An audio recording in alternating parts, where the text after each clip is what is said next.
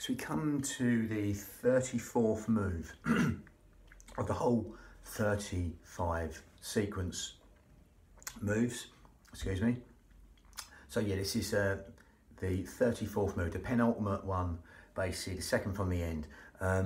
We stuck 3 forms together, the 8 brocades, qigong form, and we got an 18 form qigong sequence, and then this little 9 form I stuck on at the end. Basically it's 3 forms stuck together, and again you got 9, 18 and an 8 form there, all stuck together.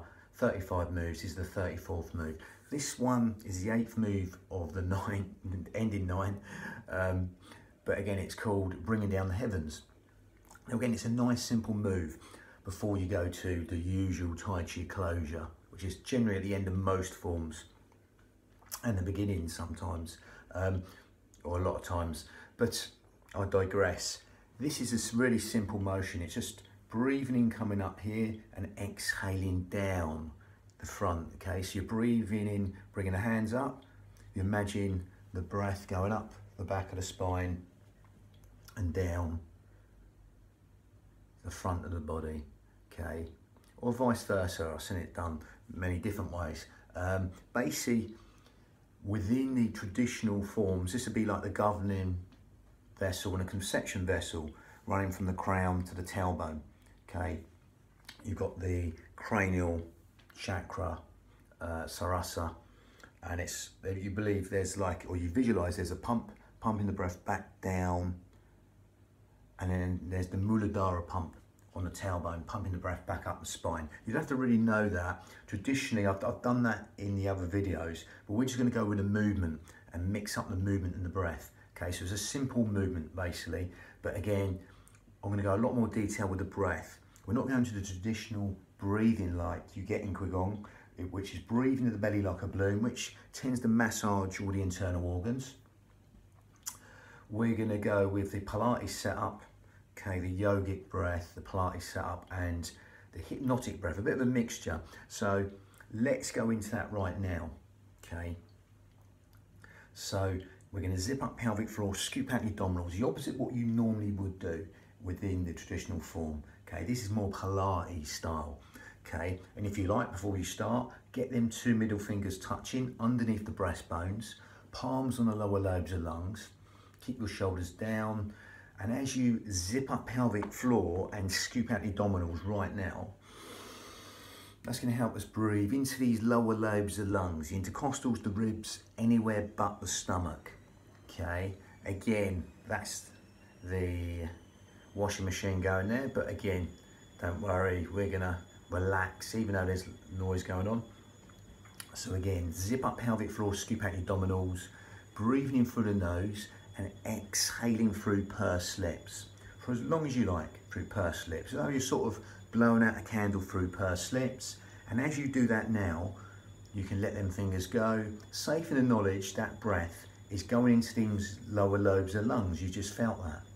Okay, because there's nowhere else for the breath to go apart from into your lower lobes of lungs, because you're at this second zipping up pelvic floor, scooping out your abdominals and taking your navels towards the spine and allowing that breath to come in low and deep into these lower lobes of lungs, the intercostals, the ribs, anywhere but the stomach.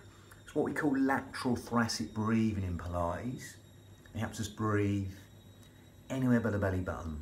Helps us use our pelvic floor and our corset muscle, the transverse abdominis, in the most efficient manner, helping us breathe anywhere but the belly button, but breathe low and deep into these lower lobes of lungs. Lovely. So that's purely the Pilates breath, in short.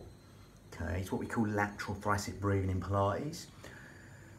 As you throw on that corset muscle, that powerhouse, that girdle of strength, that corset muscle, the transverse abdominis, as you're zipping up pelvic floor, scooping out your abdominals right now, breathing through the nose and exhaling through pursed lips. Lovely. So we're going to go down the yogic path. We want to relax a bit with that noise going on. So again, we're going to close the mouth and go a little bit more down the yogic path.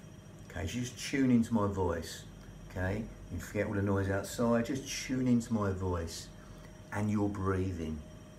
Now, you're still zipping up pelvic floor and scooping out your abdominals, breathing in through the nose, but now you're closing the mouth and breathing out through the nose. That smaller filter through the nose, okay? That smaller filter through the nose is going to help you elongate the out breath in a sort of yogic manner. It's what you call cleansing breath, filtering breath, okay? As we zip up pelvic floor, scoop out the abdominals and take the navel towards the spine, okay? And that's going to help us filter that breath and elongate the out breath longer than the in breath, okay? Or basically the whole of the wheel cycle is lengthened by going in through this smaller filter through the nose, as we still keep the Pilates principles, same deal, zipping up pelvic floor, scooping out your abdominals, and keep breathing in and out through the nose, okay? Because you'll naturally feel that wheel cycle of the breath lengthen naturally by breathing in through the nose and exhaling through the nose. That'll naturally fall on that out breath. That out breath, as you can feel right now, as you're doing this, will want to fall longer than the in breath. So simply allow that to happen and consciously take your mind to that out breath and elongate that out breath longer than the in breath. Quadruple it, double it, triple it, whatever you like the out breath, make it longer than the in breath. Okay, the in breath's conscious thought, the out breath is subconscious thought. So by extending the out breath longer than the in breath, we're just encouraging them restful relaxation responses and endless streams of comfort. Lovely. So that's the hypnotic side we're bringing in there. The in breath's conscious thought, the out breath is subconscious thought. So by extending your out breath longer than the in breath, we're encouraging sleep, digestion, rest and relaxation, all on that lovely elongated out breath. All the things you don't think about, okay? The parasympathetic nervous system responses will be benefited by elongating the out breath longer than the in breath. All the things you don't think about, cellular communication, organ function, etc. all being benefited by elongating the out breath longer than the in breath, allowing that simplicity just to relax the mind as we still zip up pelvic floor, scoop out the abdominals, breathing out through the nose and consciously elongate the out breath longer than the in breath. Lovely. Now again, if you want to take it on to slightly more advanced yogic breath, then all we do is grip at your esophagus, we narrow the esophagus and make ujjayi breath, okay, victorious breath through the throat. So again, same deal, zip up, scoop out the abdominals, breathing out through the nose, but now we grip at the esophagus or narrow the esophagus and we make this sound. It's like a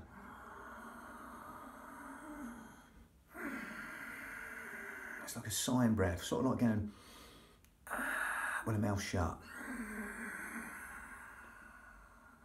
Soft, silky, whistling, ujjayi breath, that raspy sound from the back of the throat.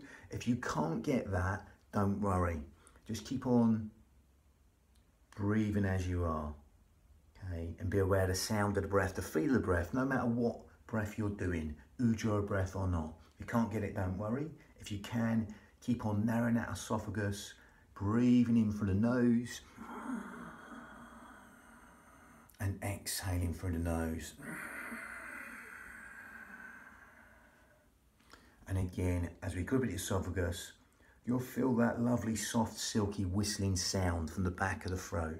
Ujjayi breath, victorious breath, okay? Seashore breathing, okay? That's sort of like focusing breath, okay? Sometimes you do that when you're trying to do a fine motor skill, like thread a needle, some DIY or something. You'll do this natural ujjayi breath, victorious breath. Even like a surgeon, I've been at the dentist, so the dentist sort of is about to focus on something. It's a natural focusing breath, but we're overemphasizing that right now as you zip up pelvic floor and scoop out your abdominals, either with ujjayi breath or not. Lovely. So we're going to link this to vinyasa, breath synchronized movement in Sanskrit. In yoga, they call that breath synchronized movement. Now again, we're going to bring in the one leg with this, because again, it's just movement. We're playing with movement. Okay, I'm not going too much into movement, but on the elongated out breath part, we're going to lengthen that movement. Okay, so again, I'll go back and demonstrate. The movement we're taking, we're not going through the 7 chakras that are generally benefits in a traditional form, and the governing vessel and the conception vessel coming up and down. Okay, even though I've given you that knowledge, you don't have to know that. We're just going with a movement, coming up and down. So again, I'm going to empty one leg, fill up the next. One leg empties, and it's 2 hands each time. 2 hands, 1 leg. So from here, I'm going to breathe in and exhale down.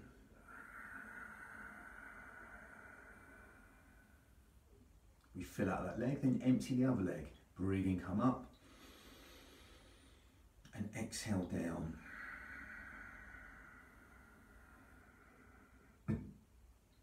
Breathing, come up the back of the body, then exhale down the front of the body. Feel that soft cushion of the earth. Again, if you want to go high, you can go high, if you can, but exhale this part down slow, really slow with that out breath.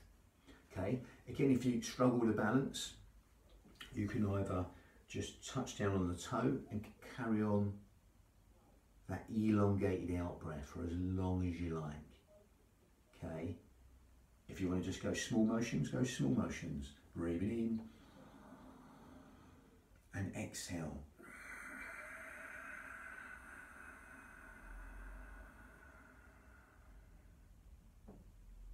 Breathing in, coming up the back of the body.